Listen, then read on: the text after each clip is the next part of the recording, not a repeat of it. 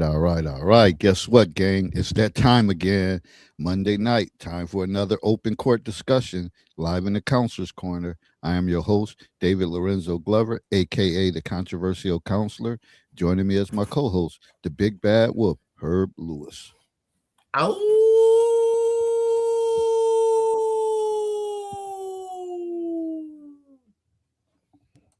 Must be the subject matter again. Must be the subject matter. Tonight, Monday, May 11th, 9 p.m., we will be covering the topic Build a Man. He declined. Good evening, folks. He's not listening. He's not changing. He's not applying the notes. And everybody wants to know why. Why don't men ever become what women want them to be? Because the job description keeps getting rewritten while he's still on shift. How y'all changing the job description while the man is working? First, he was told to be tough, then to be tender, then to be both at the same time. Don't know how that shit worked, but I guess without asking which one she wants today. But be a provider, but not a workaholic. Be vulnerable, but not needy. Be funny, but not a clown. Be 6 feet 2 inches, but humble about it. Be emotionally available, but also a mystery. So he stopped, not because he can't change, because he did 3 times and watched the goalposts move each time. He learned that what women want is not a target, it's a moving jury, and the verdict keeps changing. He also learned the penalty for trying too hard. A nice guy became an insult. He also learned, no, well, simp became a slur, perform for approval in your fake, don't perform in your toxic. So he chose the third option. He decided to opt out. This is the era of the refusal of the unbothered shrug. You know, you don't care. He don't give a damn. Uh, the cross arms you just saw. It's not anger. It's exhaustion. It's men doing the math and realizing the constant reinventions cost more than being alone. So, no, he won't ever be what women want him to be because what women want isn't a stable contract. It's a moving cultural negotiation. And he's done sitting at a table where the terms change after he agrees. This is why men won't ever be what women want them to be. Not because men hate women, but because men finally started loving themselves more than they love approval. Another heartfelt, courageous conversation coming your way that people will avoid, but we shall see. Please like and share our video, and don't forget to subscribe to our YouTube channel, The Controversial Counselor. Whew, I said a lot. That was a lot. So that just goes to show you like the reason why men are giving pushback because all of those things. And if you're a woman watching it or you're gonna watch it, you can't say you haven't mentioned any of those things, and that's just to start it off. We never know what the big bad wolf got cooking um, as far as the subject matter. But before we get into that, do I got any housekeeping things? I don't think so off the top of my head. I can't think of anything. And if something comes up, well, I do. And this is related to having a conversation with and I'll post it later to one of my students. She pretty much said, Mr. Glover, sometimes, because I think it ties into some of this stuff, because I think it might be borderline abuse that men go through. to try to maintain a relationship. But she says sometimes you just gotta abuse your lover for them to listen. And I said, "What?" And she like, Oh my "No." gosh. She like, "No. Sometimes that's the only way.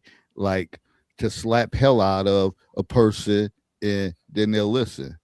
I said, "Interesting," but it kind of ties into the aggressive nature that these women have. So if I had a 13, 14-year old telling me that that's on her mind, how many grown women feel the same way and want to smack the hell out of a man because they're trying to build that man and they're missing a couple screws, nuts and bolts, and things just not are not aligned with what you thought was going to happen.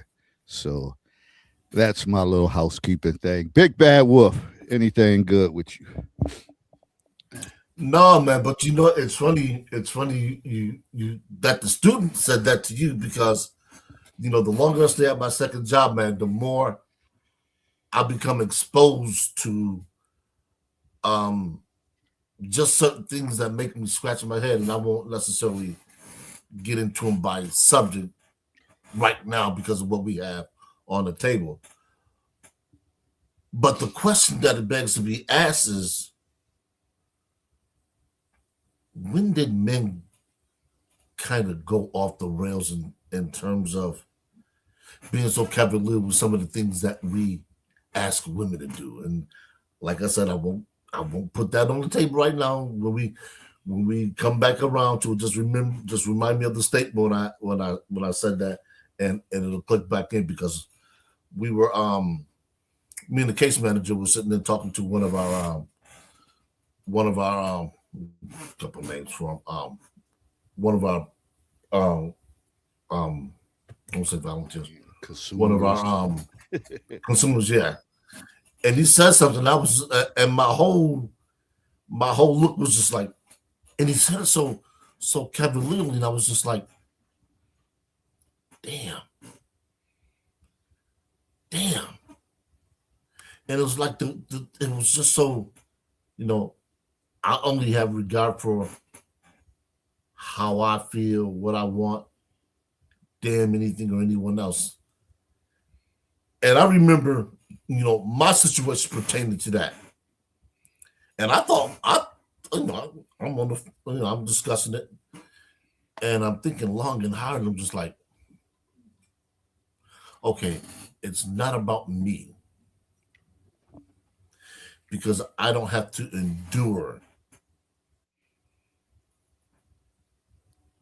anything physical about it. Yes, I'm part of the decision making. I'm on the other end, and things will change ever so slightly for me memory wise, but I don't have to endure what this. And I was just like, yeah, but yeah, man. So, but it ties into this topic. If we had a panel, I would probably introduce it, but I know already know how that would go. It would be similar to what we had at not Saint Levy, at the when we did the interview at the restaurant.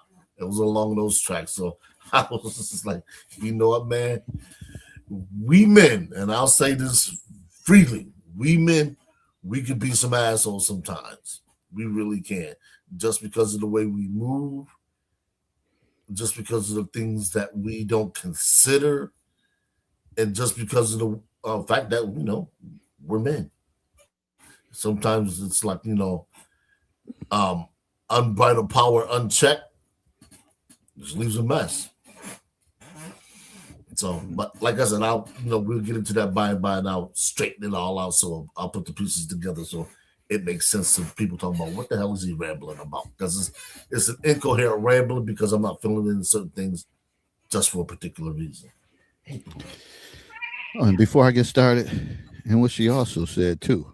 See, I enjoy having conversations. That's the part of the job that I like, having these informal conversations. And she said, sometimes they just call me Glover. She like, Glover, uh, there's really no such thing as love. And Mm. I said, really? And she is like, and I'm speaking on the sense of like romantic like that. She was like, but even she went deeper and like she was saying she don't think is a such thing. Even if she said the only love is the love for Jesus.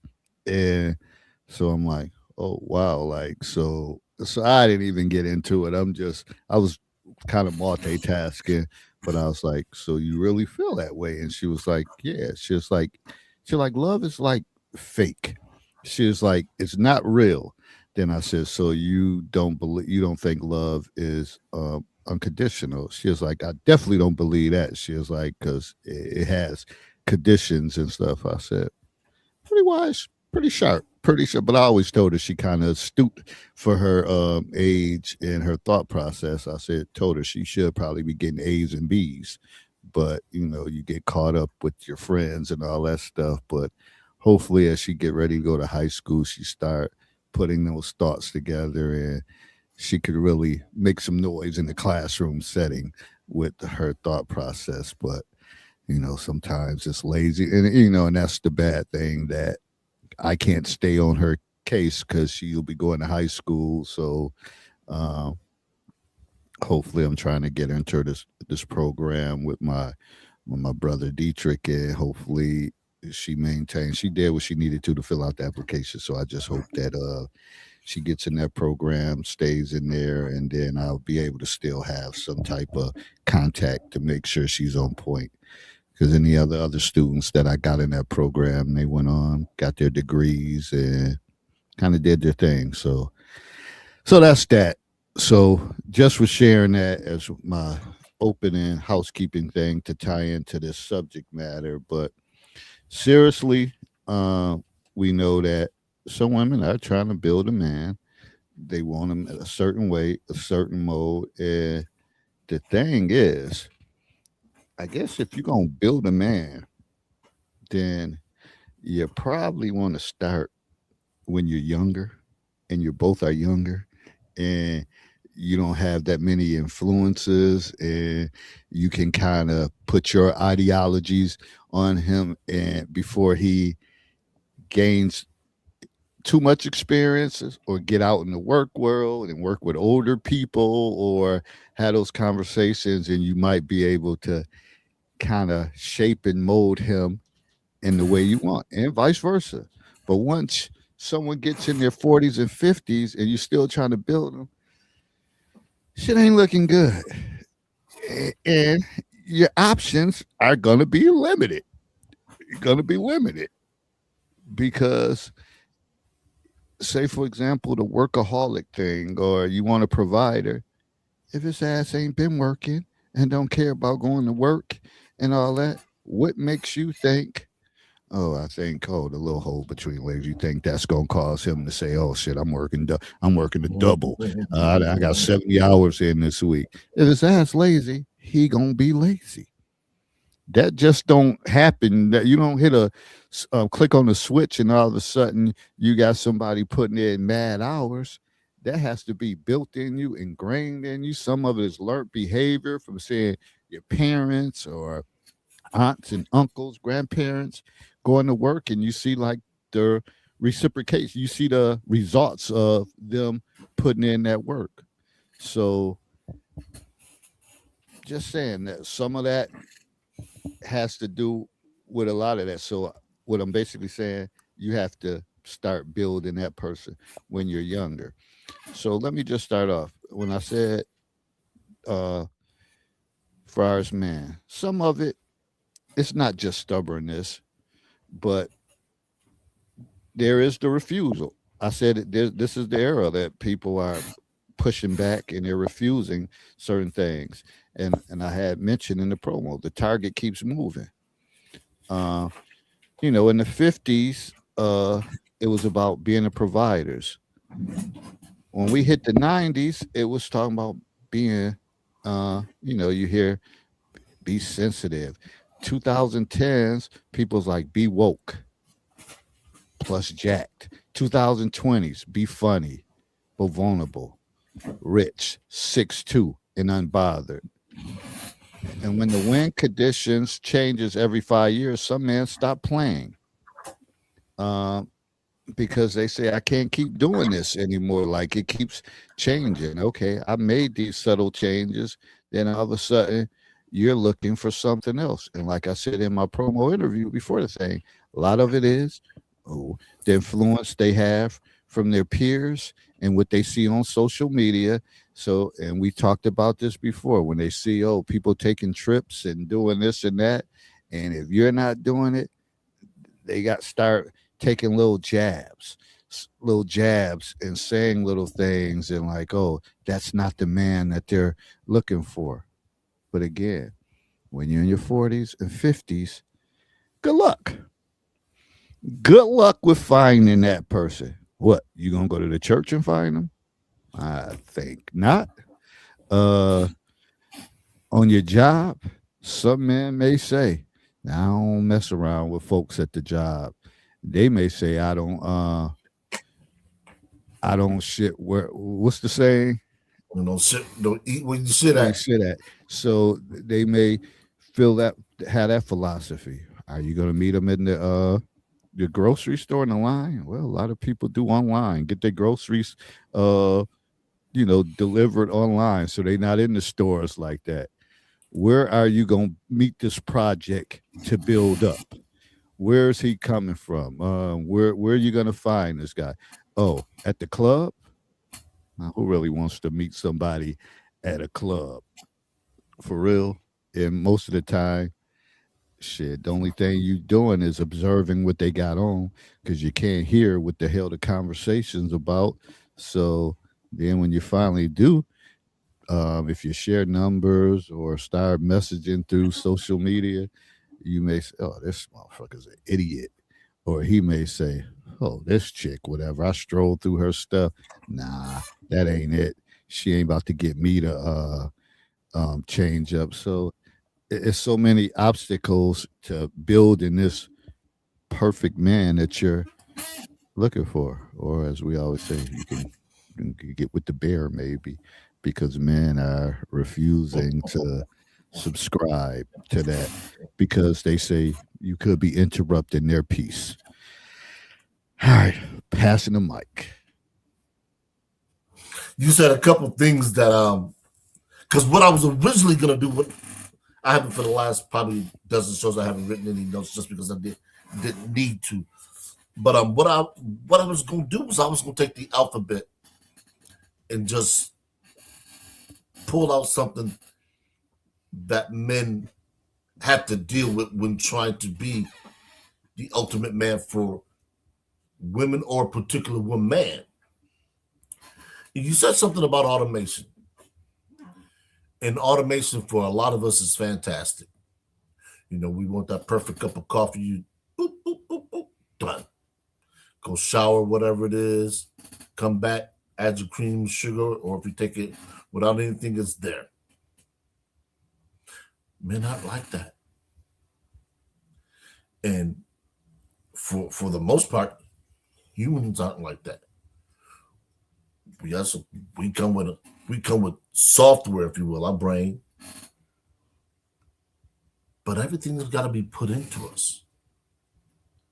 Hardware, and depending on the store, if you will, i.e., parent, environment, home, school, the software. I'm sorry, the hardware, and I'm thinking just the terms backwards, but anyway, the the software that's put into the hardware can vary oh so significantly that by the time we get out of high school, we're not necessarily even looking the same compared to speaking to about 40, 50 years ago. 40, 50 years ago, we were pretty much all on the same page, regardless of your ethnicity. There were certain truths. We were going to get out of school. We were going to go find a job.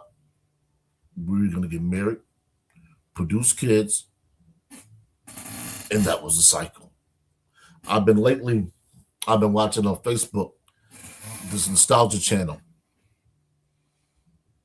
and they They flash a lot of the 80s, very little of the 90s. That's kind of odd. But anyway, a lot of the 80s, Blockbuster, the game console systems for home, Atari, Centipede, Millipede, all those games, and they just bring back a flood of memories. And those memories are applicable to anyone that grew up in that era. We can't do that nowadays with these kids. You know why? Because so much for them is automated. They pick up this little thing here and they're off in their own world. You can have brothers and sisters who grew up in the same household, don't think the same way. You can have kids who are in the same class, and I'm sure David can attest to this. They don't solve problems the same way. We are in a different world. So it's no wonder that the goalposts are always moved, because a lot of people have grown up in this time that thinking they can get anything when they want it. And so women will say, well, why can't that apply to men? Well, it's simple. David alluded to it in the soliloquy. Because men are just saying, you know what? We're human. We're not robots. So the hardware that was loaded into me allows me to do certain things. You want me to do certain things? Okay, that's fine. That's understandable. I'll work with you. But here's the thing. Women will get something in a man, and 2 or 3 years down the road, guess what? She doesn't like that anymore. And she switches up, i.e. the goalpost moves. So now that man has taken what he was, transformed it into something else, and now she's ready to walk away from it. So this man is all of a sudden saying, well, why do I need to change if I'm just going to be discarded? Like people say, the juice isn't worth the squeeze. And this is what a lot of men are coming to the realization of, that no matter what they do, no matter how hard they try, no matter what transition they undergo, it's not going to be good enough at some point in time in the future. So the question becomes, why change?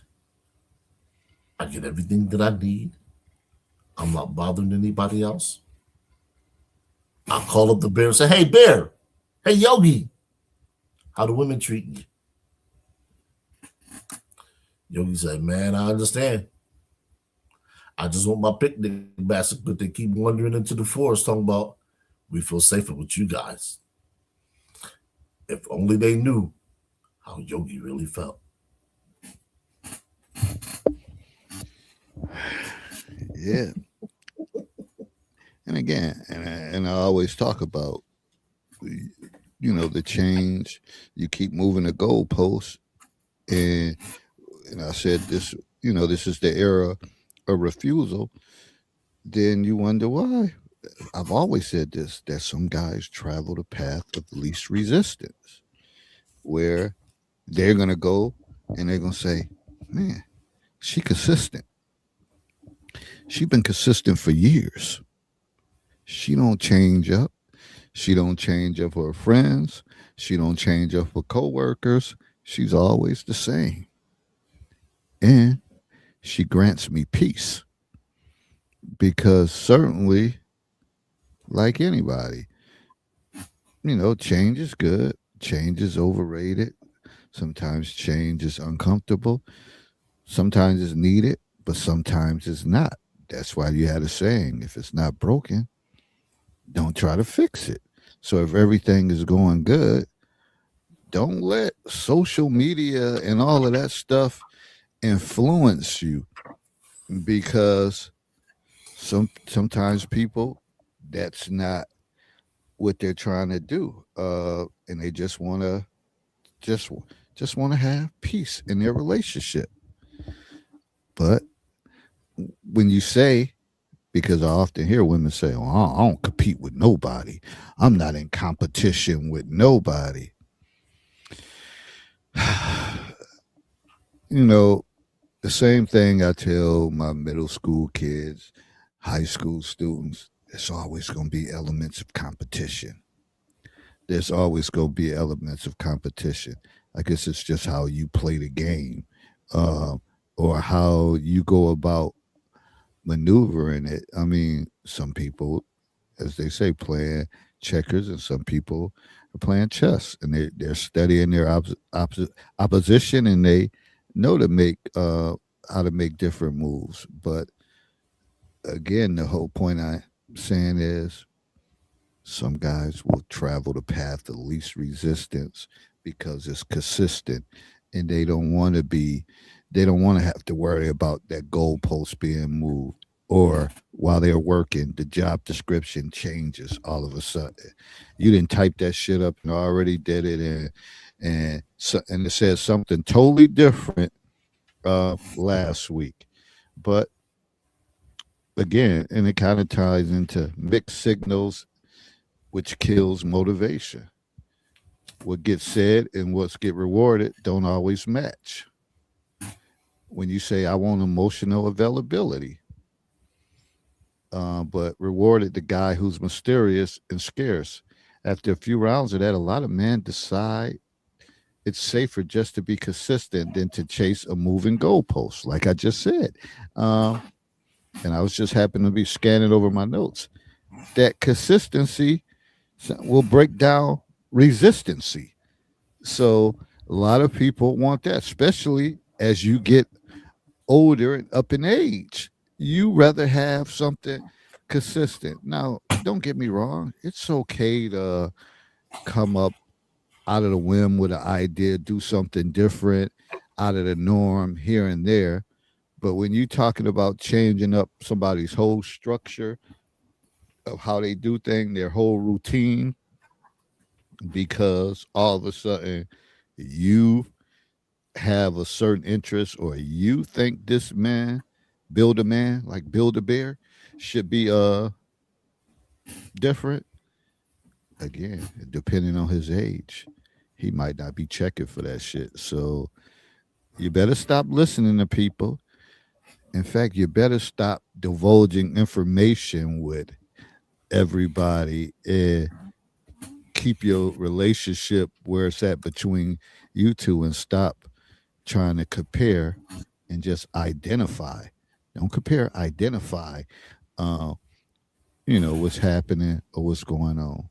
But I know y'all gonna keep doing what y'all doing and think y'all gonna build that perfect man.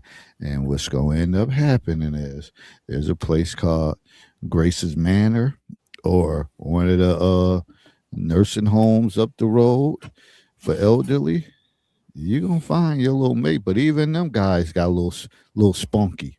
A little spunky. It might be flirting with other residents in there.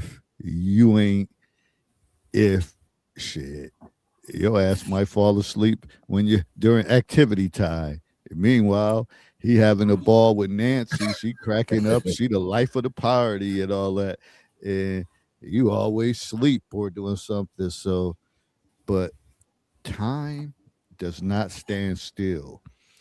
You don't have that much time as you think you have to be out there thinking you're gonna find and build the perfect person. Actually, and I know people say, never lower your standards, whatever. No, I don't say lower your standards to a total extreme, but at a certain point, you might have to tweak that shit real bad. You might have to tweak it. Seriously, as you get older, you may have to tweak certain things uh, to get some type of satisfaction or the reward you're looking for. Passing the mic. It's funny. I had before you started talking, I had started writing down the list of things just so people can see it. And what do you see there? You see it?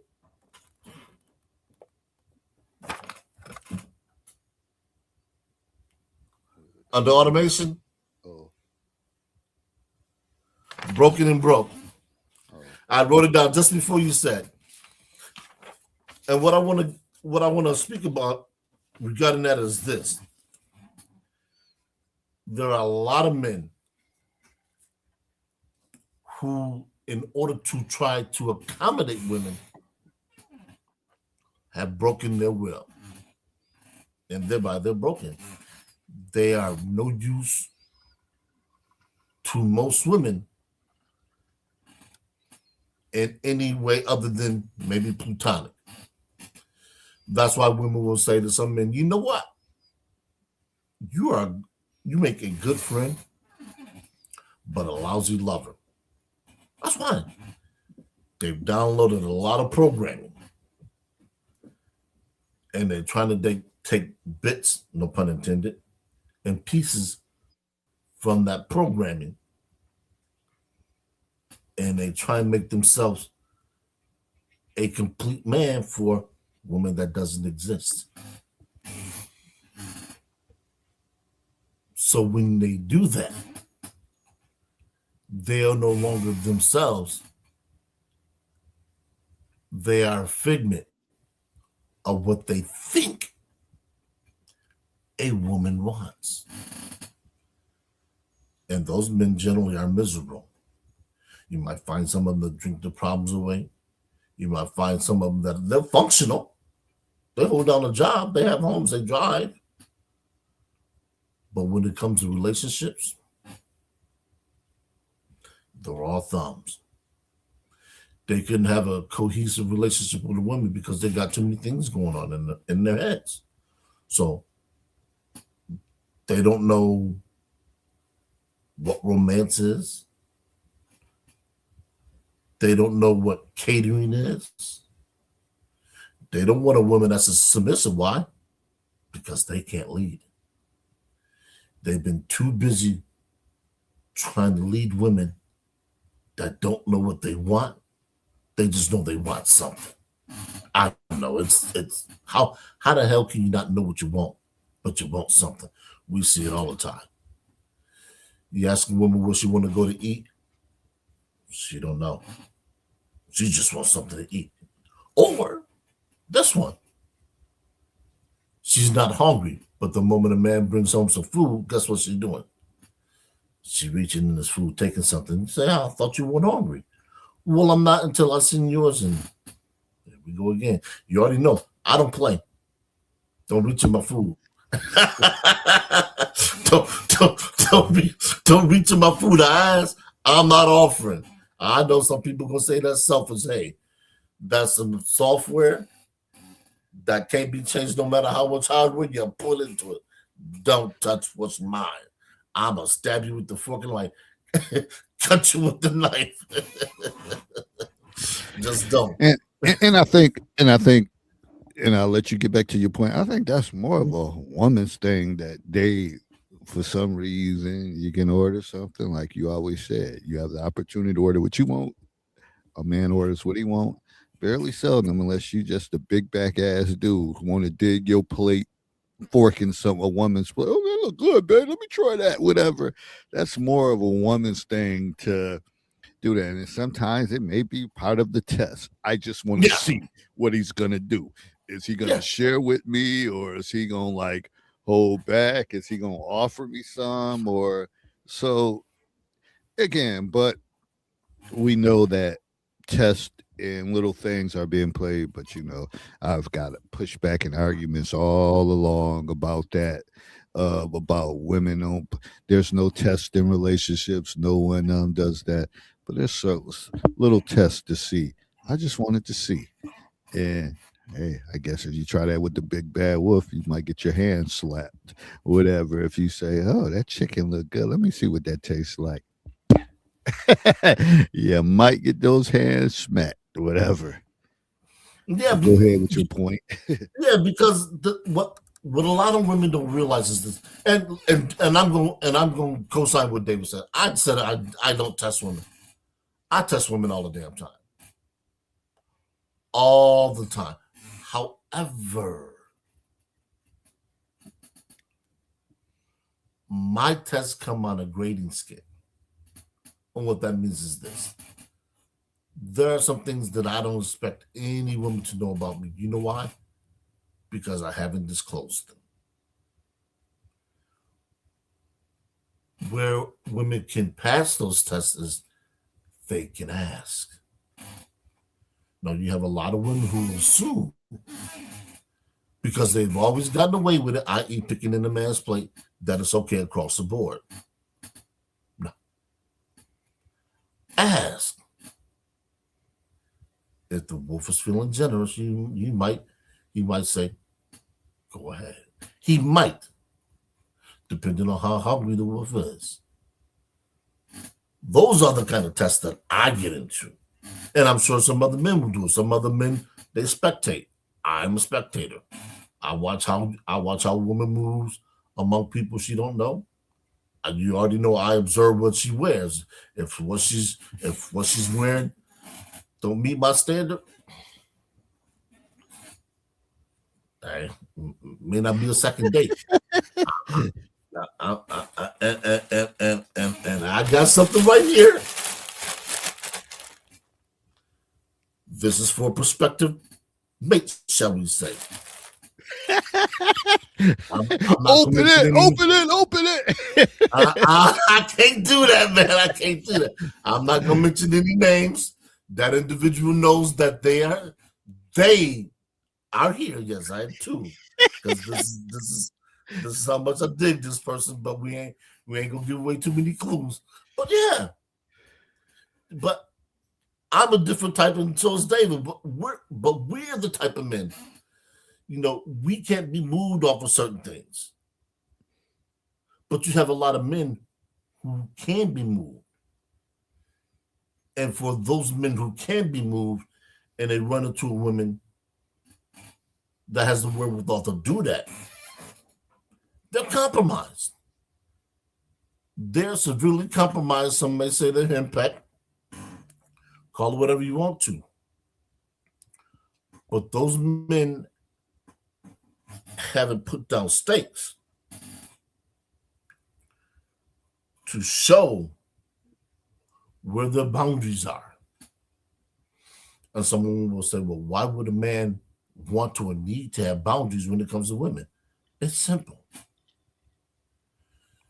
You know coming in that there are certain things that you will not get away with, certain things that you can't do, and if you try, you're going to get rebuffed. And we already know that women don't like to hear the word no coming from men, regardless of what it's about, especially if they have always gotten away with it prior. Doesn't make them good, doesn't make them bad, it makes them women. We've done shows before where that we've stated we understand why women are the way they are. We understand why women are, make the decisions that they do. Because they're tasked with bringing forth the next generation. And that's not an easy tiara to wear. So yes, they may not get a second chance to make the right decision. And David said it back earlier. If women started earlier, and we're not necessarily saying preteens or high school, but after you get out of high school, maybe you get to college, you start to sort out here, not hardware, what it is that you need. Okay, what you need, not what you want, because your wants are going to shift all through your life. And if you keep misplacing your needs with your wants, then you're going to be chasing round and round and round in circles, and it's never going to stop until you get to a point where you say, you know what? I've been down this road before. I've dealt with this kind of guy before. You know what? It hasn't gotten me anywhere. And if the guy's smart enough, he's going to say, wait a minute. Aren't you too old to be behaving in this particular way? And it might be offensive. It very well could be offensive. But if the guy's in tune with himself, he's going to say, no, I'm sorry, I can't do that. That's something for the teeny boppers, the younger generation. I can't do it. And she's gonna say, "Why are you so rigid?" He's gonna say, "I'm not rigid, dear. I just know what I want, and that's not it."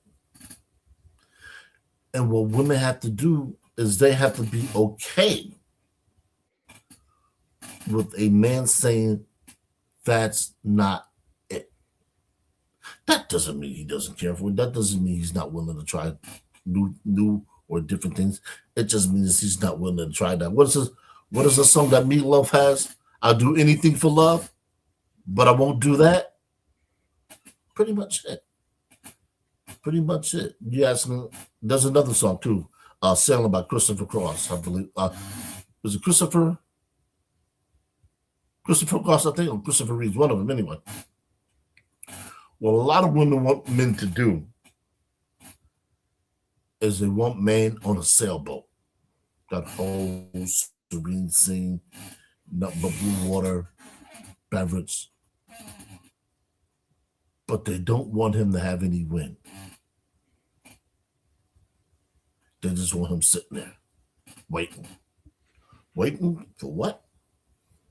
We have no idea. Because she has no idea. So while that man is sitting there waiting, he's watching the world go by. He's watching opportunities disappear. He's watching a portion of his life just move slowly before his eyes. He goes back to his 30th year high school reunion, and he sees his fellow classmates, and they're just a measurable distance ahead of him. So I'm talking about retirement like Dave is, and he said, "Man, listen, I have no idea what I'm going to do." And I'll say, "Well, what have you been doing this last 10 years that we met?" "Well, man, I met this woman, and she's got all these grandiose ideals, and I'm trying to help her with this." And meanwhile, he hasn't done anything for himself. The only thing he may have done is looked after himself.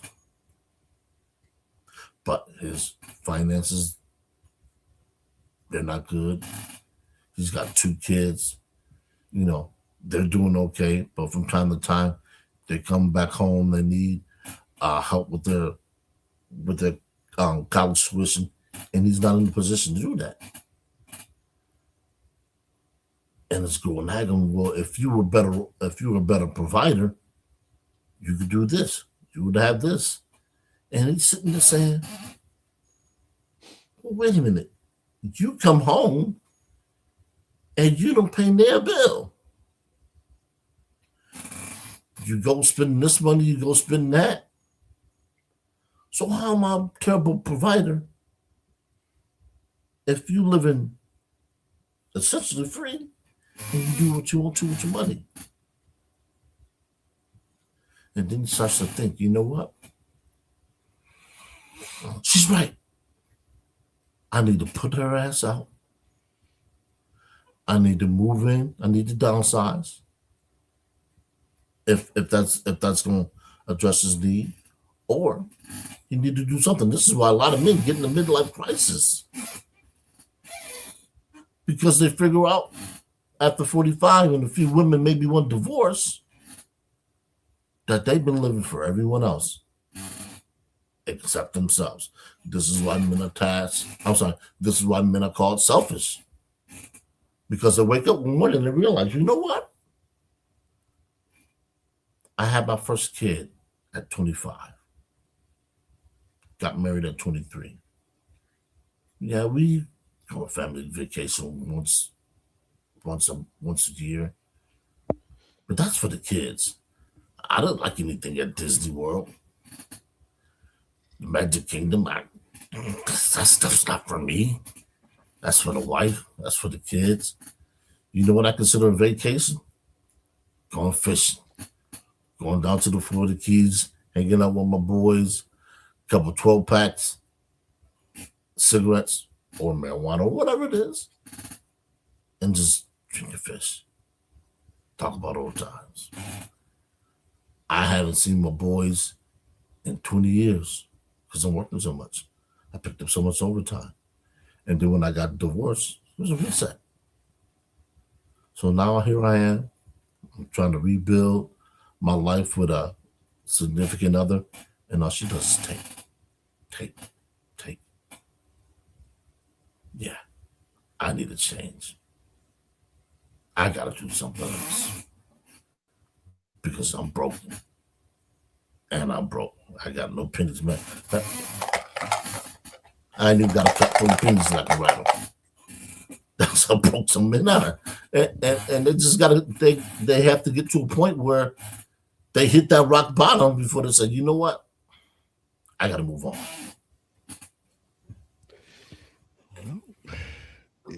It slides right into change has a cost. And becoming what she wants isn't free. It takes money, it takes time, money, therapy, gym hours, emotional labor. If the return on investment looks low, high effort, uncertain outcomes, risk of being called fake anyway, many men opt out. Stoicism or sass becomes the cheaper defense. So when we talked about sass last week, instead of just going back and forth, you give them that sass. And you kind of put it to them bluntly, and you shit counterpunch or do whatever you can. And it's crazy, like sass. And I have to tell the story, and then it's not related. Sometimes things just jog my memory. So it's been and this was totally different, but I'm just talking about how sass becomes valuable. Um, there's a thing going on. It's in Niagara Falls, people about the top players in Niagara Falls history. And so someone posted a picture of our team 1988. So my niece sent it to our little group chat.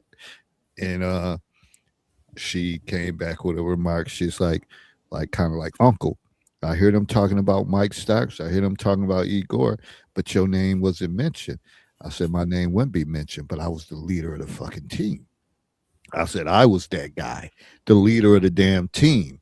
And I said, and that's why when they had the reunion games, I was chosen as the coach because I was the leader of the team. I said, so it doesn't, sometimes you're not the person who scores the most points and all that. You have other skills or abilities.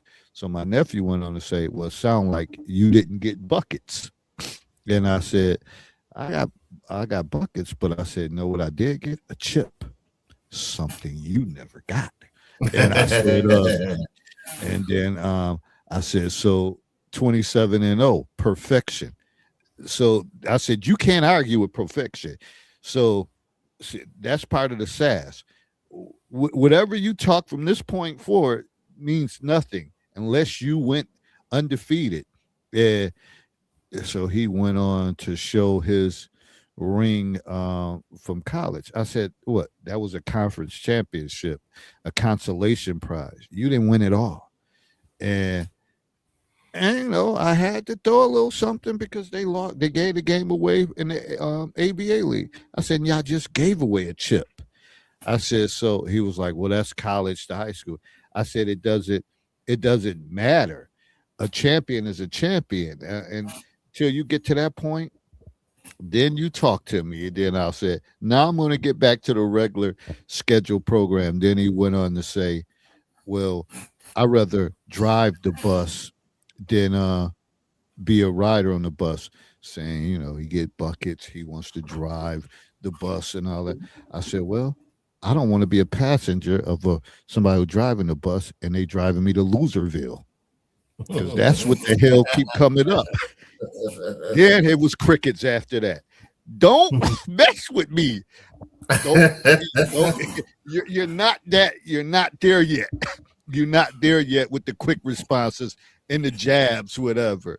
You're not there yet. And again, the conversation should have ended and said, "Man, he went 27-0. No matter what I say, what level it was, he was on the team. Maybe he wasn't a star player. He already said he was the damn emotional captain of that damn team. Nothing you can say. Nothing you can say. And it makes sense. And I went on to get into a career of being an emotional leader for many. So Yeah. it's all a line. So I just wanted to throw that blurb in about Sass. Deadlines. A lot of women have them more so than men. Why? Well, kind of simple. If a woman wants to have children, she's kind of wedded to her biology. Men, not so much. If a man takes reasonably good care of himself, he has the potential. I want you to understand the potential, although it diminishes with age, especially up in the age, I think it's like 42, 43, somewhere around there. Don't quote me on that.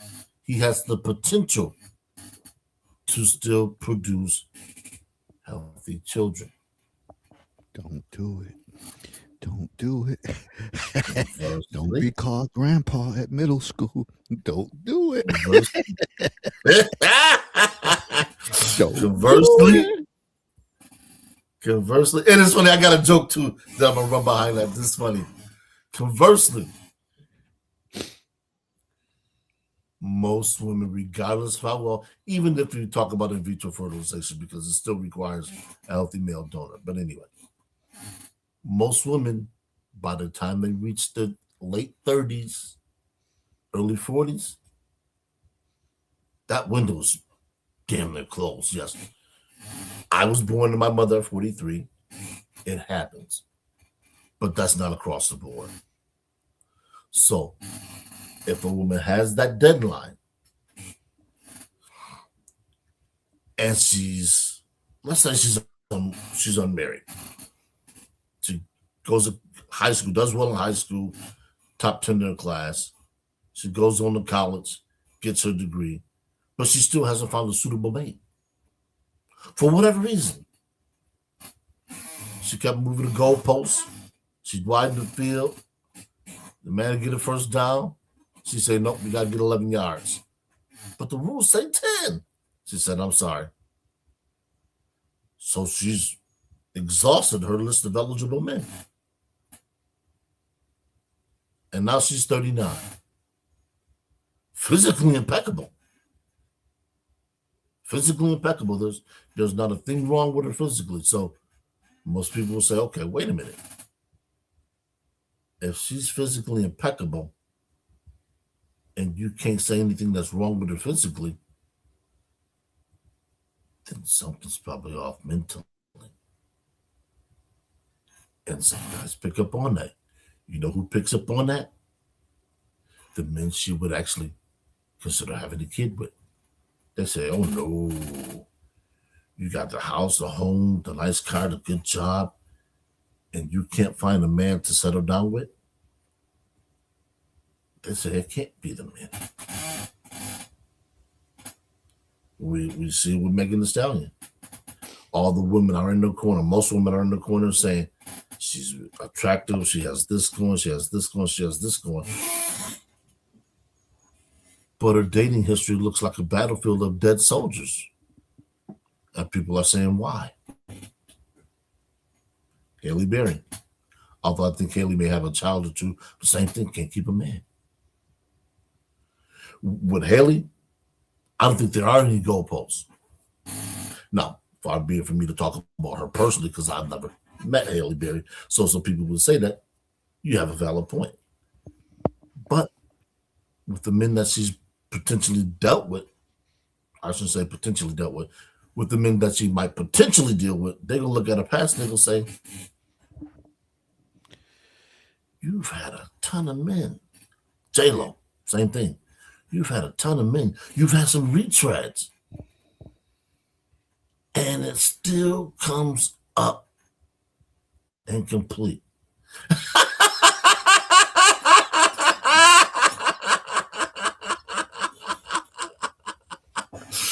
What up, BGS? But this is what we're talking about, you know.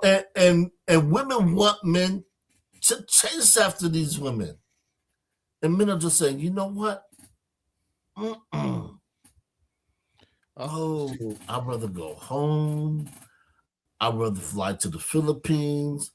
I'd rather go to Thailand. I'd rather go anywhere else than to continually deal with these women here who want to move the goalpost. I can't play that game. I gotta go do something different. So the women are saying, "Oh, you just can't handle a strong woman." What's strong about being crazy? Yeah, we don't want to deal with that anymore. We want to come home, and I say it every time, and I'll say it again. When I broadcast this show, I can hear my refrigerator running, which is 2 rooms away. That's how quiet it is. Yes, every now and then I'll play with my cat. It's usually sitting off to my left, camera right, but he's laying down. Quiet. I don't have a lot of gray hair. Yeah, my headline's receding. I'm 54. I'm overweight, but it's quiet. It's peaceful. And you know what? There aren't too many women who I would mortgage up for. There's a few. There's a few. There's a few laying around the roof's lair. There's a few. But they understand. The goalposts will be exactly 120 yards from each other. The width of the field is going to be 53 and 1/3 yards. And when I get 10 yards, it's a first down. You ain't changing no rules here.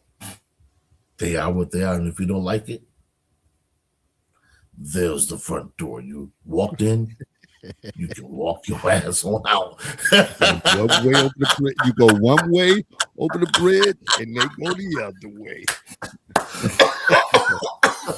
Yeah, man, it's tough for a lot of men who don't put them tip pegs in the ground and say, "Yo, this is it." Yeah. And it's funny, man. I look at and I gotta get that joke in too. I look at the number of black women that I have dealt with over the last 10 years. It's only been a handful. Only been a handful. And one, said, "Well, I didn't realize, you wanted this to be the type of relationship." She said, "I got it back." Cool, no problem. No problem whatsoever. There's only one that might because the other one got back with her ex-boyfriend. She knows who she is, so I won't shout her out. But that's just it. So when I hear that I thought, and I've heard this before, and I'll put it out there, that I only dated Caucasian women, I was like, no. I dated the women who had an affinity with me. It just so happened to have been a lot of Caucasian females for whatever reason. I wasn't complaining because a lot of them, they was amenable to the program that the wolf had. Yes, I've had my issue, one or two, with them. I'm not saying everything was gravy with them. They're women, just like Native Americans, Hispanic. They're women. I accept women as they present themselves. But one thing was damn well certain. They weren't trying to change the rules of the game. And when certain things happened and certain things came to pass, they said, "Okay, you know what? I understand. I'll see you on the flip side." Because there are women that I've been physical with and I've dated, and we're still cordial. When I say cordial, I mean I can pick up the phone and call and we can have a conversation. And I've known some of these women 20 plus years. So, with all that being said, I know I can be a stickler for certain things. But I also know that the things that I was a stickler for weren't that bad. They didn't kill anyone. They didn't stop anyone from living their lives. And if called those females out and had people speak to them, and they would tell you, yeah, I mean, you know what? He's a good guy. Never did me dirty. Never did me wrong. And personally, speaking about me, that's all I'm trying to live for. I'm just trying to be an upstanding man, get in where I fit in, no pun intended. And if things don't work out for the long term, I'm out. I'm not gonna be in here like that. I'm not gonna stalk you. I'm not gonna impede your progress. I'll drop in every so often, say how you do, but that's it. There's no need for me to clog up your life with things and make your next relationship so dysfunctional because of all the things that I put you through. And some guys don't mind that. Some guys want to be that kind of attention. They want to be the reason why you can't function in another relationship. They take pride in that. Hey, that's them. So one of the That's them. things, one of the things with that, and usually when that person, that young lady moves on, her character, her personality is still gonna come out no matter what the situation is. You are who you are. And that's why I always emphasize know your personnel. Mhm. So you can't move the goalpost on certain people. And if you have conversation and y'all share and y'all talk, then you'll know that he ain't going for this. He ain't built like that, or he's kind of hold steady into certain beliefs, certain things, whatever. So you got to sometimes you just got to adapt. But I guess when you're trying to build something, uh, you want that uh, perfect project to be built, and it don't always pan out that way. And if you're not willing to adapt or to adjust, then you're gonna just keep starting over, trying to build, and to it gets to a certain point that shit ain't nobody gonna sign up or stand in line to even be that individual for you. Be just that they are who we thought they were, and that's true. And especially depending on where you're from and where you at. If you're in a small town, shit, you can collect data on that person easily and Mhm. find out certain things and all that because you can't hide behind like nobody knows you, especially if you're in a small town. So that's just another factor to consider of your geographical um, location. But let's move on. When we talked about change as a cost, but then identity whiplash about men getting conflicting scripts from everyone. Like dad would tell men, man up, don't complain. So, we were always delivered, or that message was always told that, you can't be sensitive, you can't cry, you got to man up about everything. So then you might have a woman who wants to build this man, but she wants you to be sensitive. You should be more caring. You should smile more. If a person doesn't smile like that, you just can't. You can't make them have a fake smile. That's just a natural thing, and you shouldn't be so uptight. Uh, but if that's the message that's been sent to them throughout all these years, then what do you expect? You got TikTok, Cry, King, It's Healthy, dating apps, talking about no baggage, being funny, friends, male friends, don't be a simp.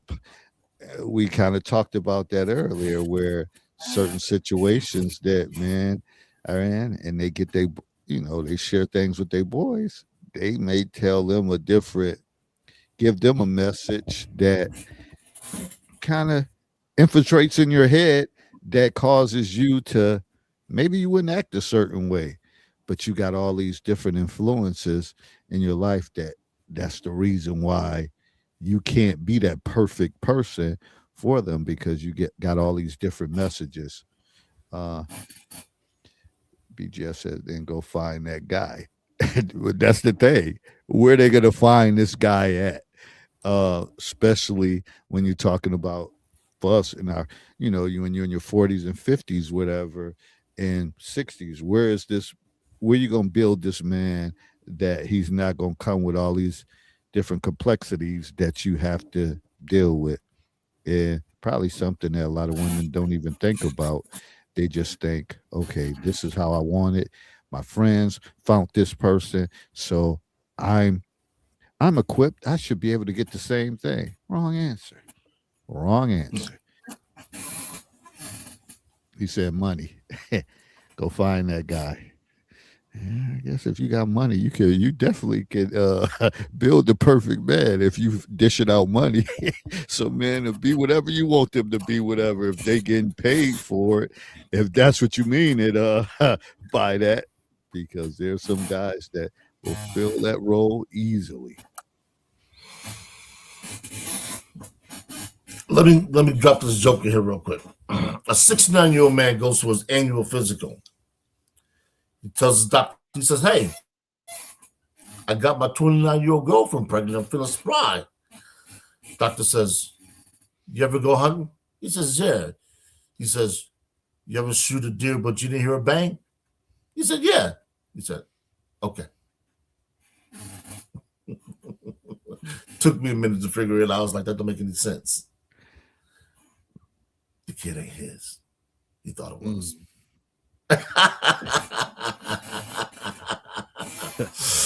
But man, it's it's funny, man, that you talk about build a man in the money concept, because a lot of women, not all women, a lot of women, they will narrow it down to that component of a man. And they will say, well, if you can't provide for me, meaning if you can't support the lifestyle that I want, meaning the trips, the material things, whether they be purses, shoes, a car, a home, then why the hell am I with you? And it's not a bad question per se, but it just lets you know where she is, because there are men who don't make that. I mean, if we're looking, at the income of men across the United States, there are more men who make less than $75,000. Or you're going to do tax or after tax income, as opposed to men who make over $75,000. Now, most of those men are okay financially. They're not struggling to keep the lights on, mortgage or rent paid, things of that nature, and they would make excellent mates. The only problem is, like you said, David, these women have gotten a hold of social media. They see what the celebrities post. They see what some of their friends post, and they want that lifestyle. And they want that lifestyle to be provided for them without them having to lift a finger. They want to be treated like the queen bee and just fed royal jelly and just backs banged out, and they just want to produce kids. If they do that. We saw the Kevin Samuels show that, especially the ones that already had children. Yep, 51,000. Yep. We saw that with Kevin Samuels all the time. He would ask the ladies, "How many kids do you want to have?" "Well, I don't want to have any kids." "Well, damn. What value do you bring to a man who can put you up and give you that lifestyle if you don't want to give him children, but he has to pay for your children?" And you know what the funny thing is? A lot of women are opting out for that.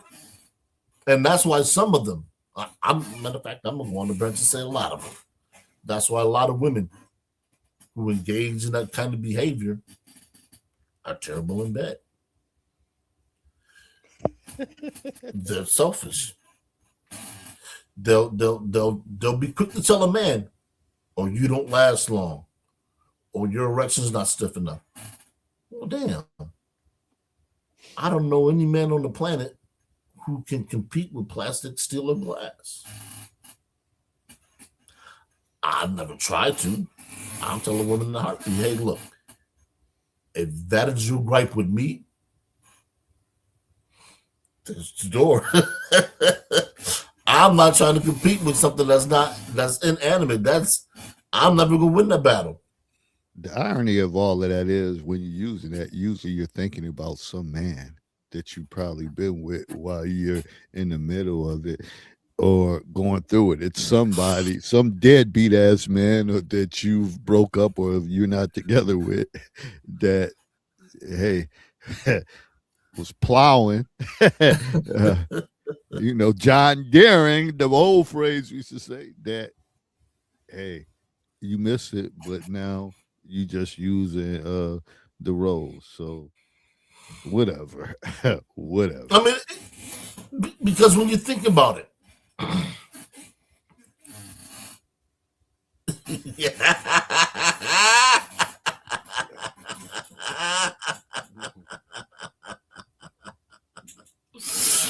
I'm not getting caught up in that one. I'm just gonna say there's a lot of women who aren't,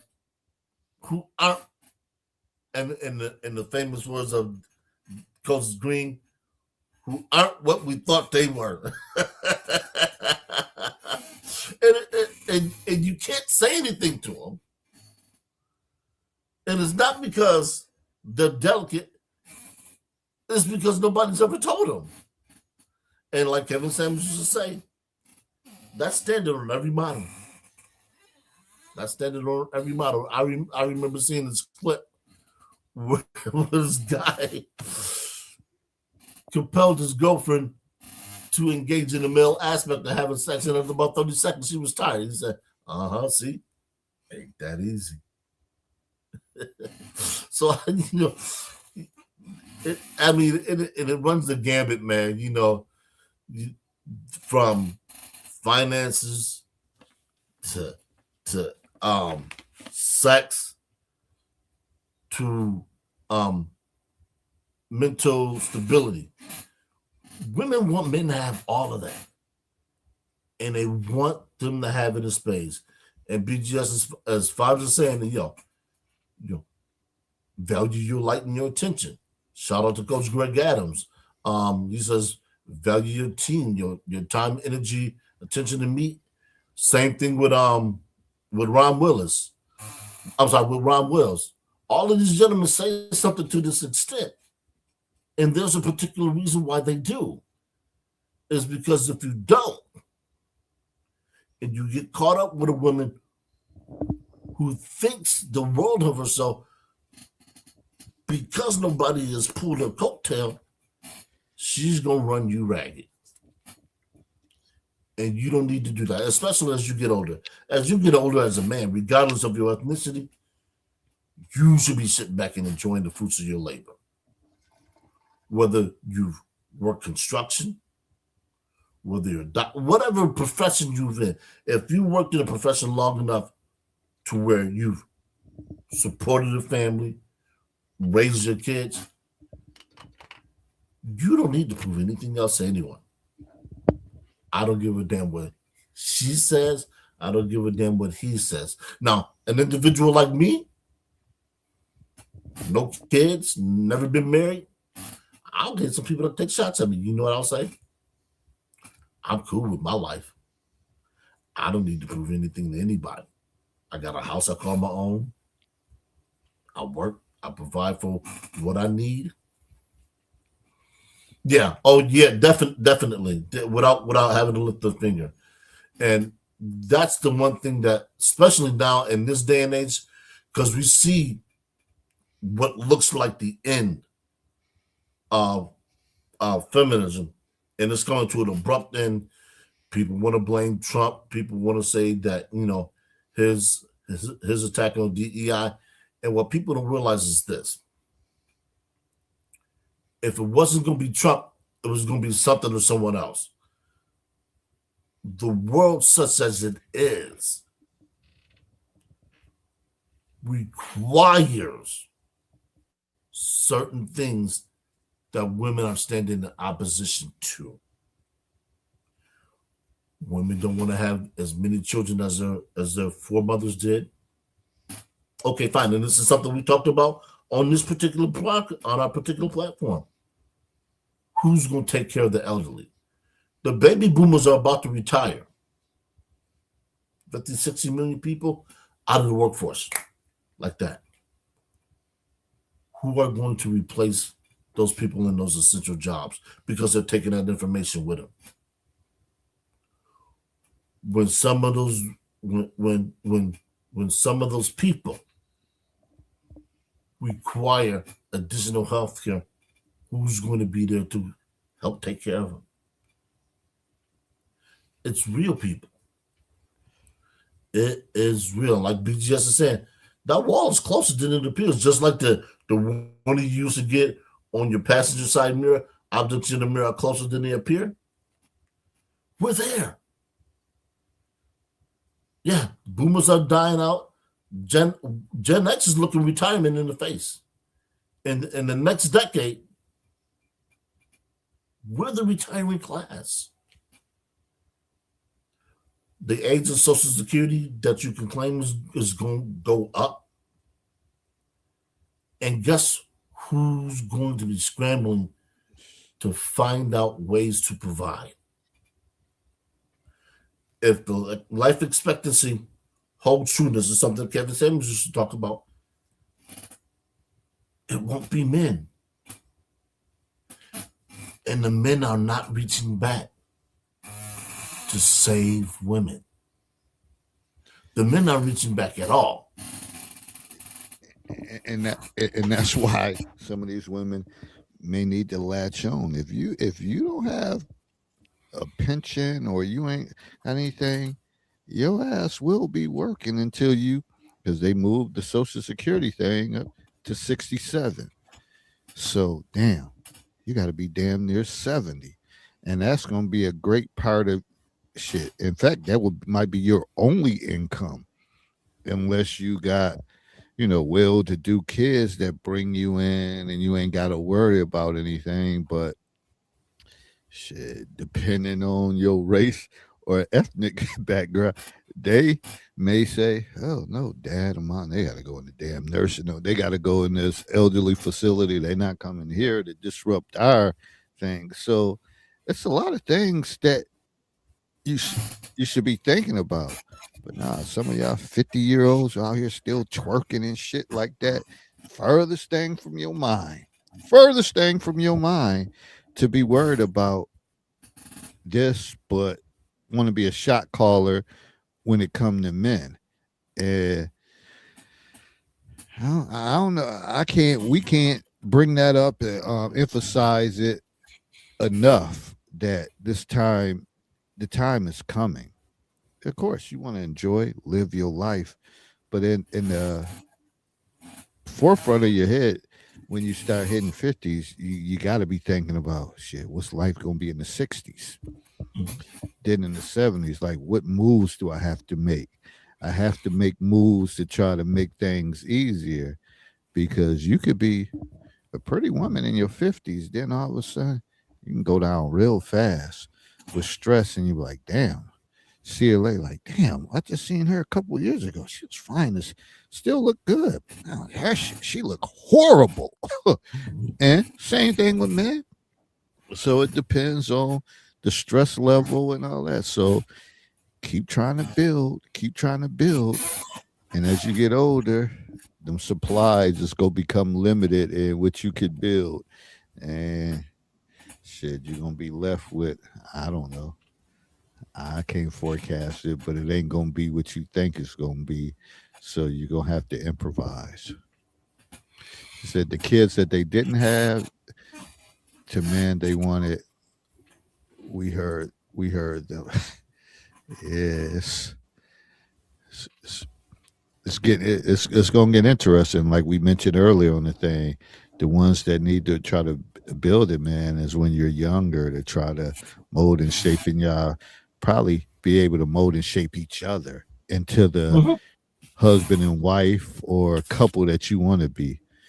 When you start getting a certain age, you got a lot of variables that's gonna impact how that man's gonna become. If if he makes any changes for you. And Yeah, if as long as you keep moving the goalposts, sooner or later, if he got options, he's gonna back out of it. yeah, and it's really unfortunate that and I can't give you a percentage, but I believe a very large number of women, regardless of their ethnicity, like I said, this is not necessarily to do with just black men, but because of I believe the largest demographic when you look at um, people in terms of ethnicity and gender, I believe are Caucasian women. They are the ones who are going to actually catch hell, especially if they're not married, like David said earlier. They don't have a pension, and who you think that they're gonna go looking for? Who do you think that they're gonna get in a tug of war with for men? And who do you think is gonna be pissed off that they're coming down like an anvil? Y'all didn't want to fight for them then. Guess what? You're gonna have to fight for them when that occurs. Because if there's one thing that we know Caucasian women will do, oh, they'll get grimy. They'll get grimy. And they will do things that they would rather not do, but they would rather sleep in a warm, comfortable bed of somebody that they know as opposed to being in a facility with people they don't know. And that is one thing that we know certain demographics just start wanting to do because they think they're owed something. Whereas Caucasian women, no, they're not owed anything. They got to go out and get that. They got to go out and they got to find that man. They got to make sure that they get their hooks in on that man. So if something comes to pass, they got something. And it may not be a whole lot, but a little bit of something is better than nothing. And that's what certain groups of women just don't care about. But don't listen to me, because more than likely, like I'm sitting and said, I'm gonna die on the job. I'm already working 60 hours. I'm tired as hell coming on here, but I know I got to get through it. So we know women don't work like that. Women are willing to work 60, 70 hours in the 50s.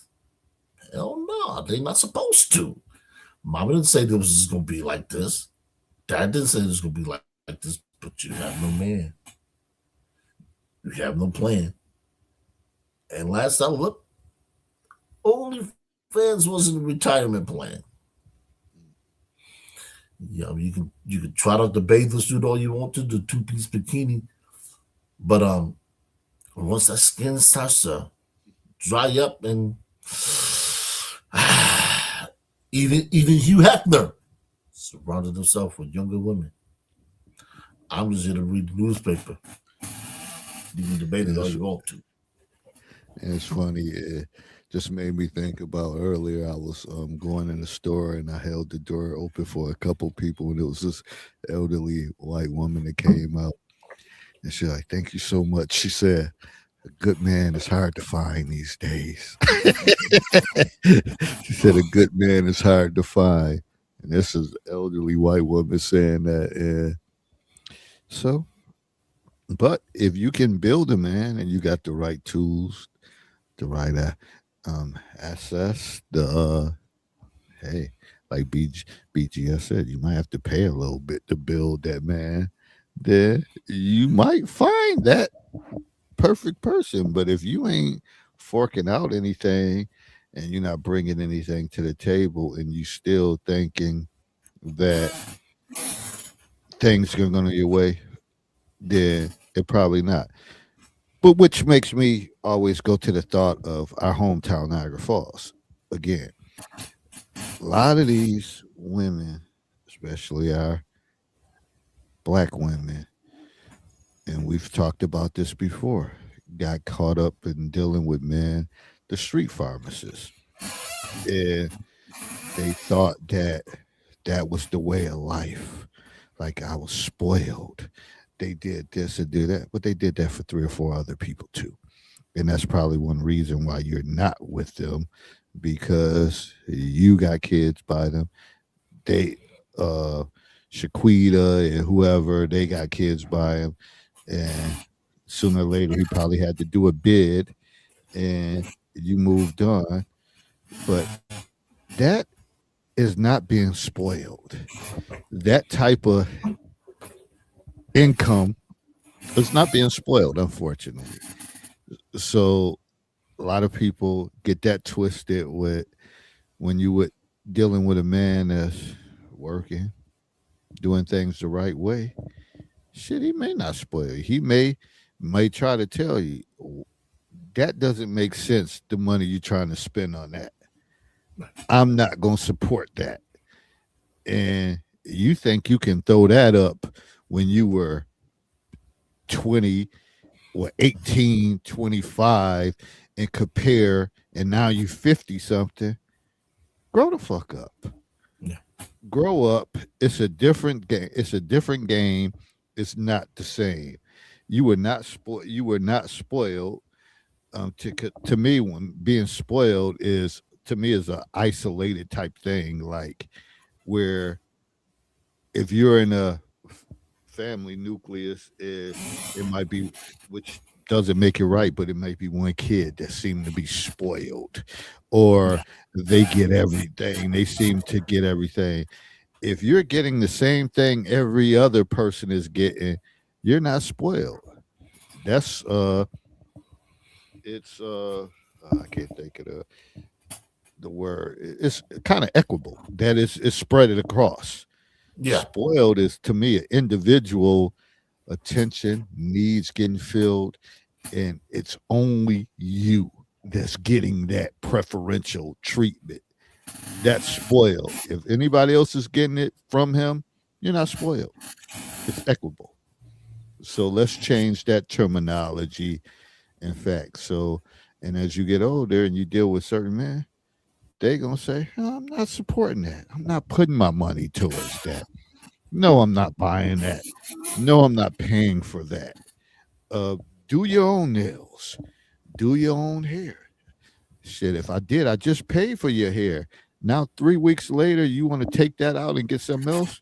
Shit, you got to pay for that on your own.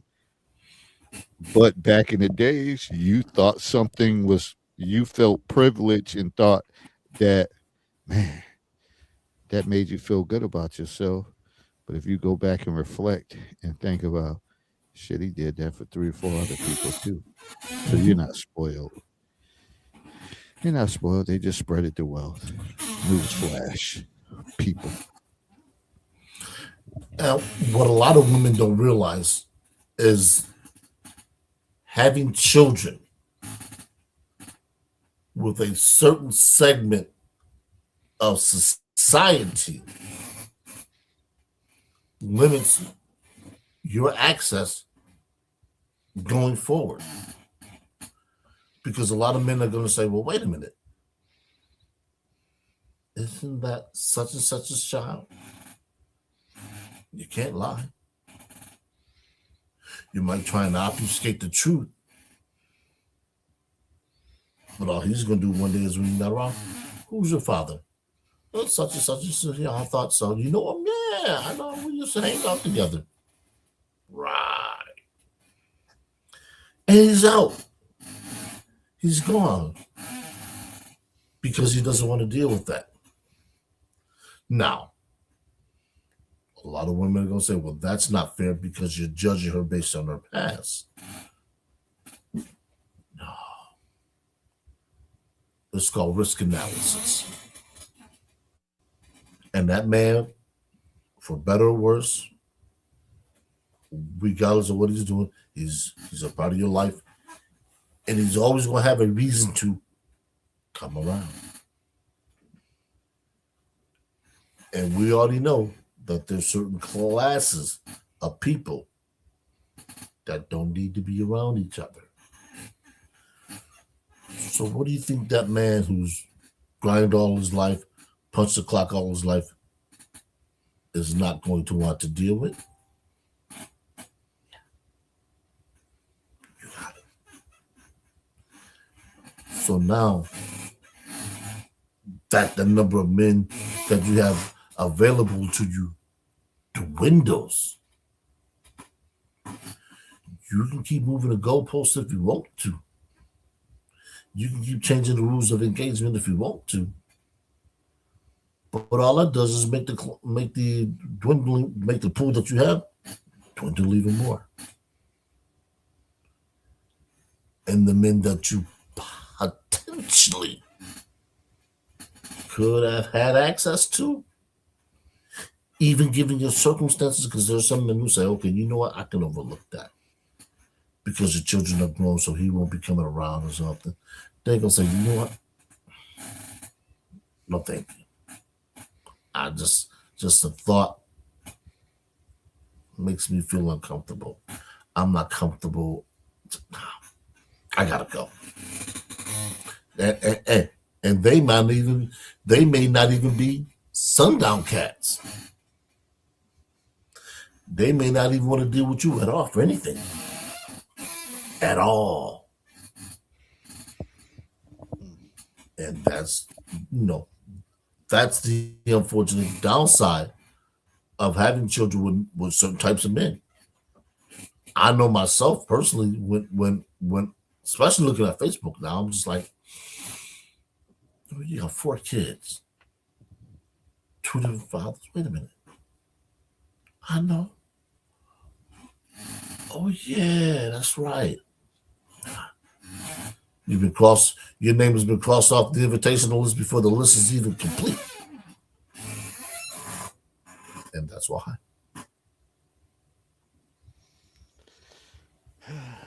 Bill the man, he declined. Let's get into the intensity of backlash. There's a growing contempt for performance. Remember, we talked about nice guy. Became an insult. Oh, he's nice. He's a nice guy. But in modern terms or whatever, may seem like you're a pushover. You got no backbone, no spine. Pick me became a slur. So man, watch other men get punished for trying too hard to be what women want. The lesson, performative change equals cringe. Better be disliked for who you are than liked for who you're pretending to be. And you'll realize that some guys who put up a lot of resistance, and as you say, jackasses or whatever, people tend to gravitate toward them. Mm-hmm. That's the mystery in them. Like, and for whatever reason, women think, oh, I could be the one that cracked the code. But many people try and come up short, but he's not going to be the one that's keep blowing you up, sitting in front of your house, stalking you, doing all that, because he gonna have other options, and he gonna say that the hell with this. I'm not going through all this. I'm not about to deal with all that. So again, that the backlash, he's trying to stay away from that backlash, or you putting it out or over exaggerating. He stayed inboxing me. He's riding by my house. He was doing this. He was doing that. And don't let him send a message. Hey, I'm just trying to check on you, screenshotting it, sending it to people. He ain't putting himself out there like that because he know you're gonna run your mouth and try to make it seem like you in favor or the tables was turned and you the one who call the shots. We know how that operates. So that's one of the things. The backlash where that guy may say, I'm not about to be caught out there. And that's a byproduct of people now understanding that when you get something, keep your fucking mouth closed. Because more than likely, the individual that's providing you that favor, that comfort, he knows what's coming with it. And he's hoping he doesn't have to deal with it or he can just avoid it altogether. But you take advantage of his good nature. You take advantage of the kind deeds he said, like David said, because you're feeling some kind of way, because he may have told you no about something, and now you want to screenshot and would tell that. And they say, okay, now you're just done. You dead to me. You can't get anything. So he's been hooking you up for the last year plus. All of a sudden now you go from having that helping hand to not having that hand. All because your ego couldn't be contained. Now you sitting up here crying, talking about you don't know how you gonna get your rent paid because this person ain't helping you no more. Damn. You should have thought of that beforehand, but no. You too good to do that. You think you got the world on the string. You can command can command what you want. And you've just been shown the door. Literally and figuratively. He's blocked you on social media. He's blocked your phone number. You can't text him. You can't call. And there is nobody know that you can get the information from or that you can get information to him from. He's, in a sense, just ghosted you. So now he ain't worried about the backlash. He said that shit down. Ground to bury. It ain't never gonna come back to hurt him or harm him. All because you couldn't leave well enough alone. And if he does deal with you, everything will be on his terms. It'll be at some spot. Then get your stuff. No, we ain't spending the day together. All right, I got something to do. Goodbye. Get your stuff. Yeah, I'm here for the weekend.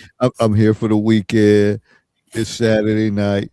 You pull up, or it's Friday night. Your ass ain't coming. No, don't get that shit. Get that shit, whatever. But wait, ain't you here for the week? Get that shit. You're dismissed. You're dismissed. Wow, I thought you were here for the weekend. We was gonna spend it there. No, you lost that privilege. You lost it. Now you're wondering why. Because you in your 50s and you thought things was going to be better. And you had a good grasp on him. He was he was trying to fade you. He was trying to deal with it, be kosher, but you let other stipulations, you let too much talk impact on what you had or what you could have potentially had. And again, I'm not trying to say that that mad people is knocking down our doors or whatever the case is. Depends on the individual. Some people still relevant and some people are not. But like I always equate my whole program Is it jobs, relationships? This is what I talk about. When you get in, again, when you get in your 50s, some ain't nobody knocking down your door to come work for them at their job. I don't give a damn what profession you in, unless you got a hookup. So y'all not. So some of y'all need to start thinking about that shit. When you're calling off work, you're not going into work, and you 50, whatever. You might have to say, shit. I don't know if this is gonna be my last real gig that I get full time hours or whatever. Because if you got full time hours, granted, if you get benefits or some kind of benefits, then you blow that shit because you want to be with the in crowd or I ain't going to work or whatever, might be your last opportunity. Your ass might be down to part time, uh, 20 hours a week, whatever. It's about to get real grimy out here with shit. These people not they're not playing on these jobs, and they looking to save money and cut corners.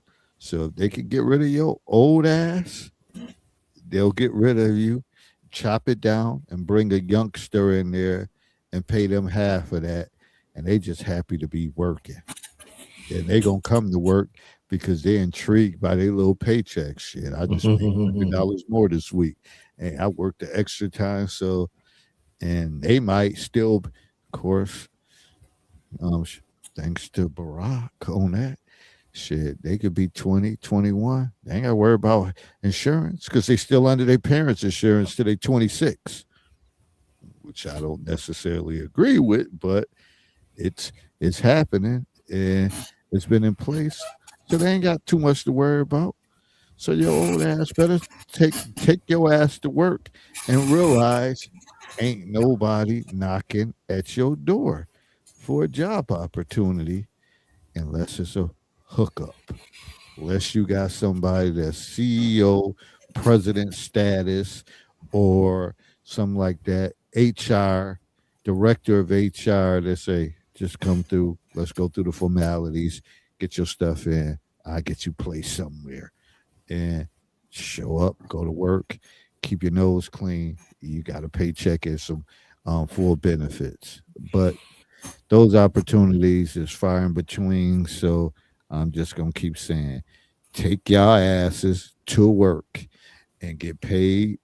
And stop looking at what other people doing because half of them people lying about the shit that they doing.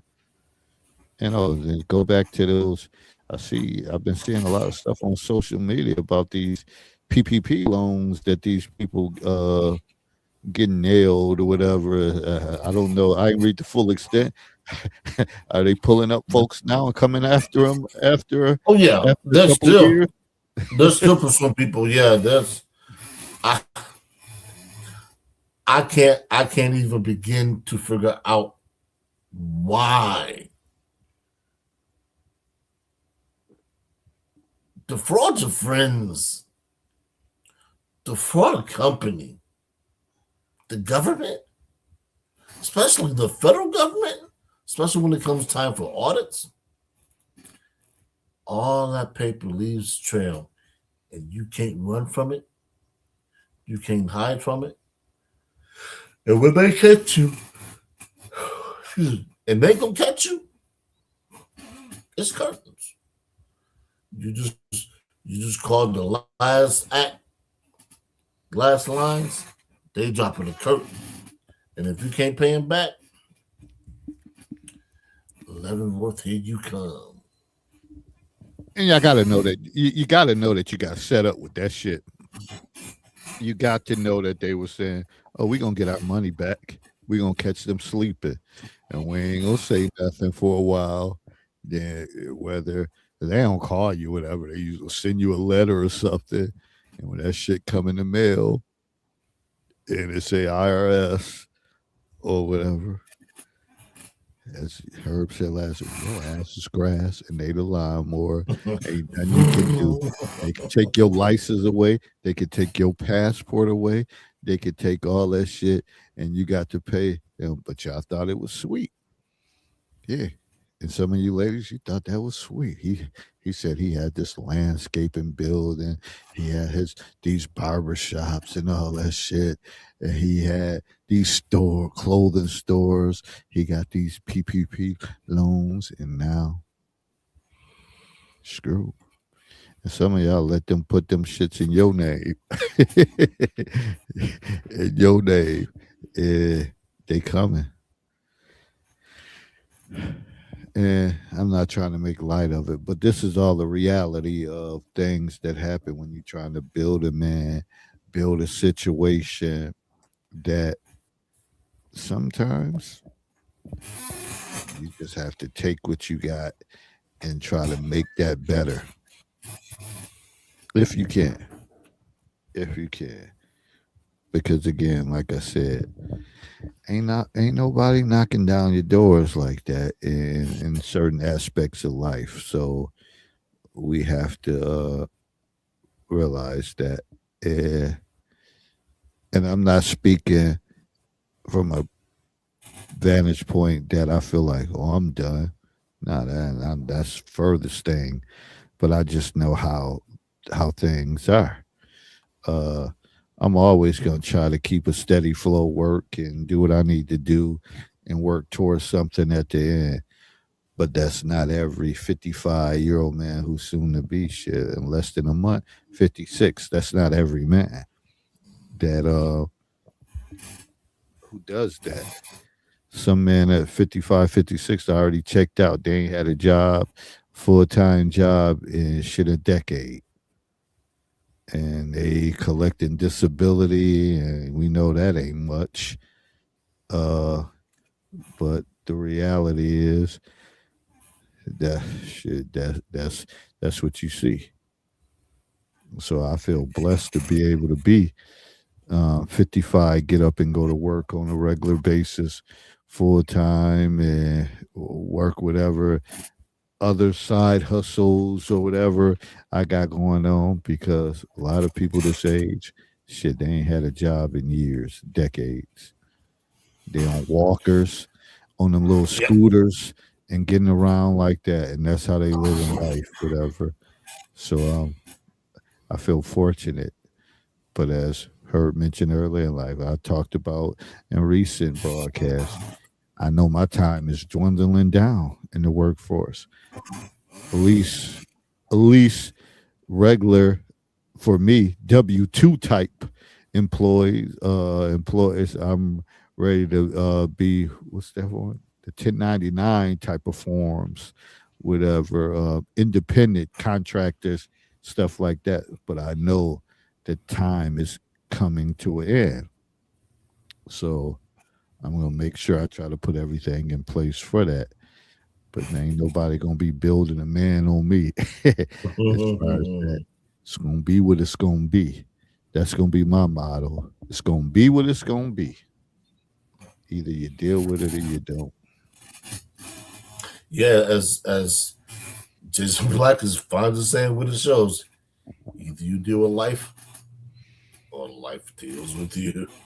I know, I got a I'm 54, so I'm right around that pocket too. There's some things that I have up my sleeve that if done right, at least from my perspective, I'll be okay. 30, 40 a year, I think. And the thoughts that I have in regards to what I'm doing, very few people are looking at, and it's always going to be something that's in demand. Now, high demand, I don't know. Demand, absolutely, and it's right up my alley because I like the thing that it continues. So, you know, but people are not necessarily thinking about this in that way, and for them, I say, hey, as long as you got some pennies put away, whether it's in the stock market, in crypto, or your pension, or you got people that are willing to share that cost with you, good luck. Good luck. That's all I can say. Yeah. But, you know, people tend to not. They don't want to think about these courageous conversations, and they don't want to talk about it. And again, I'm happy to post clips of it, and people see it, and you get views, and people click in on it. But it'd be nice if more people came in and said, "Hell, shit, they talk about real life," and I know that it's gonna impact me. Shit, these two brothers from Niagara Falls and Western New York, shit, we came from the same social economic status, and they Mhm. talking about real life conversations. Shit, I ain't gotta listen. I ain't gotta listen. I be sitting back like shit. We talk. We like because a lot of times now I see people trying to come up with their own little conversations. Like we've been talking about that shit. We talked about that shit like 6, 7, 8 years ago. Mhm. Yeah, now just that's how far behind y'all is on information, and y'all just talking about it.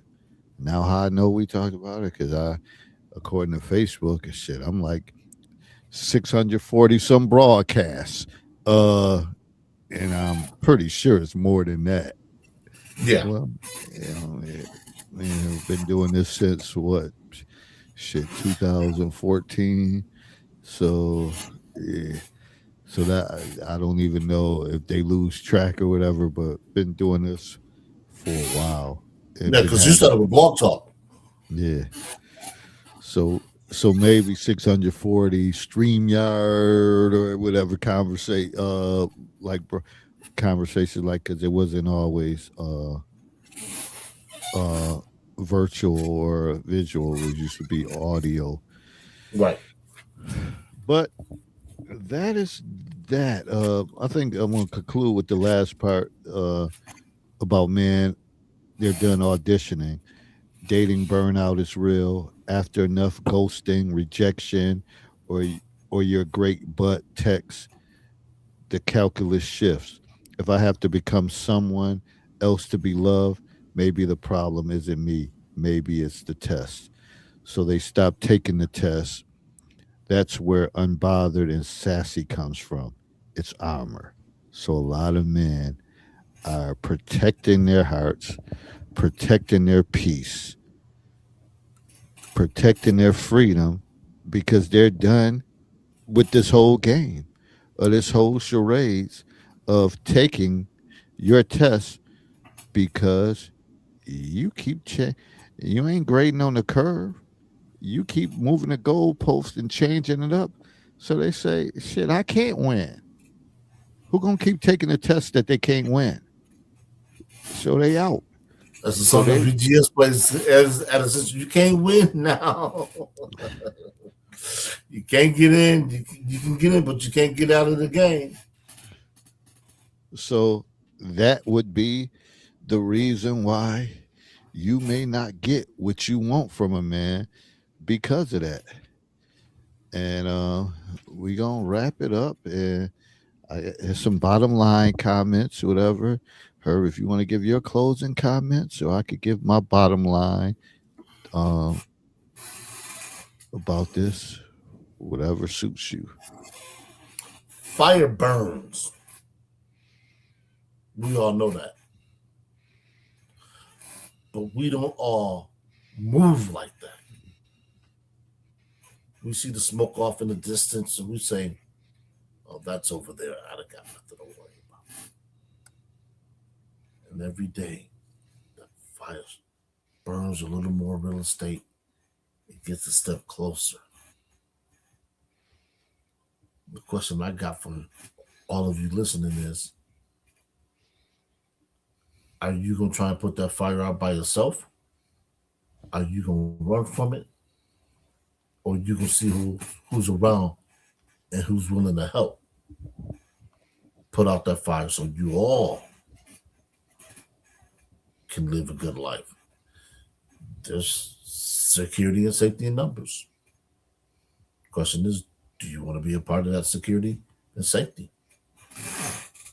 And as always, growth and understanding the curves in the gray area. Godspeed. See you next time. All right. And the bottom line is man will adapt when the rules feel fair, stable, and rewarded. When they feel rigged, contradictory, or like erasure, they don't. Refusal isn't always anger. Sometimes it's just being exhausted. Sometimes it's self respect.